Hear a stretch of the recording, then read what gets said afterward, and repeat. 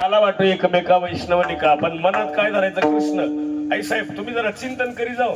सोबत मोबाईल सोबत आहे का नाही? मोबाईलवर मालिका चांगल्या बघत जा, हलकट मालिका बघत जाऊ ना. काही बाया मालिका बघत. माझ्या नवऱ्याची बायको कायला बघत मराय, मग तुला काय सवत येऊ वाटते का? उग कुठं ना चांगले मालिका बघावा.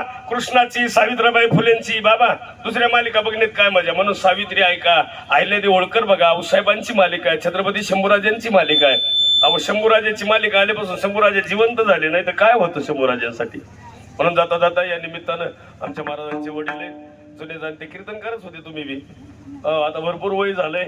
वाडापुराचे तुमचं नाव मला तर माहितीच नव्हतं. तुमचं गाव वाडापूर आहे. मला वाटत तिथंच आहे. पण हे सगळेच आजोळ आहे का हे? वा वा, असं आहे का? हे भाचे आहेत का? मामा तगडेच आहेत. मग भाचे म्हणलं, भाचे तगडेच म्हणलं. पण मामाची वृत्ती चांगली. मामा म्हणजे कोणते मामा आहेत ही माहिती नाही? शेलार, शेलार मला सांगू द्या ना. हंबीर मामा होते ना. मामा पण चांगले भरपूर आहे. शेलार नावाचं मामा आहे. ना काय चाललं रे तुझं? मामा ढाल तुटली. ए ताना ढाल तुटली का? काय करावं लागेल मामा? हे बघ शिष्याला धर, हाताला गुंडाळ आणि चालू दे काम. हंबीर मामा सुद्धा होते. मोरोजी पंतन, हिरावजी नाना, हे येडे इतरे माणसं कुठं आले? पन्हाळगडावर शंभूराजाला पकडायला आलते. हंबीर मामा म्हणले असं आलो, म्हणले चला पुढं. हंबीर मामानं वर गेल्यावर गडावर अशी पलटी हाणली, नाही तर कविराज वाचले नसते. त्यांच्यामुळे वाचलेत. म्हणून कुठला कोण कविराज ते बिचार शंभूराजासोबत देहांत झाला, पण डगमगलं नाही. जाता जाता विनंती करतो, मामा असावे पण शेलार मामासारखे, हंबीरराव मोहिते पाटलांसारखे असावेत. नाही तर काय उपयोग आहे? म्हणून क्रांतिकारकांचा इतिहास आपल्या मनात ठेवायला पाहिजे. द्रौपदी नावाची स्त्री बर का सगळ्यांना सांगून जाते बर का, पुरुष मंडळी, स्त्री कधी तुमच्या शब्दानं अपमानित झाली नाही पाहिजे. जर स्त्री अपमानित झाली तर जखमी नागिन आणि हे एकच आहे. यांना कधी बी काही बोलायचं नाही. लय कठीण काम आहे. नाही नाही नाही, द्रौपदीने काही बोलली नाही, काही नाही, पण उगाच हा दुर्योधन म्हणला ना म्हाताऱ्याला, आंधळ्याला, आंधळ्याची पोरं आंधळी म्हणली तुमची सून.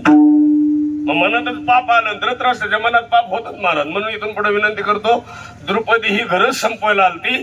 द्रौपदीने डाव टाकला सगळं घर.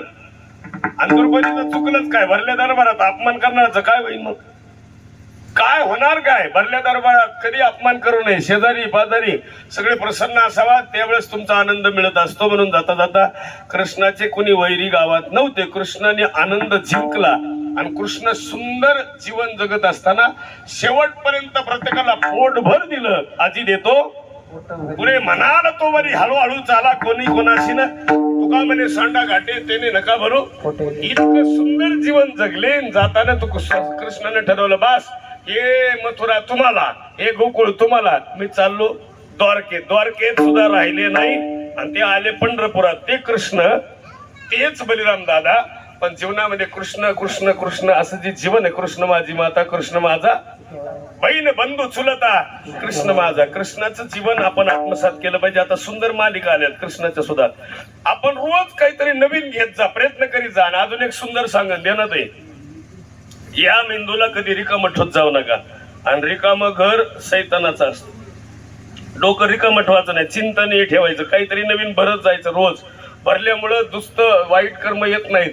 आणि या गवळणी सुद्धा शुद्ध का झाल्या? आता कैशी जाऊ नाही बरं, तिला नकोच वाटायला जायला. एक तर चंद्रा काकू म्हणली, चंद्रा नावाची काकू ती म्हणली, तो तंगड तोडी ते ये घरी आलं पहाट. काकूला उंच होती, 8.5 फूट होती, काका 5.5 फूट होता. काकूची येईन काकाची दाढीन गाठच बांधून गेलं गडी. काकू पहाट उठली, उंच होती. असू दे असू. विठाला विठाला विठाला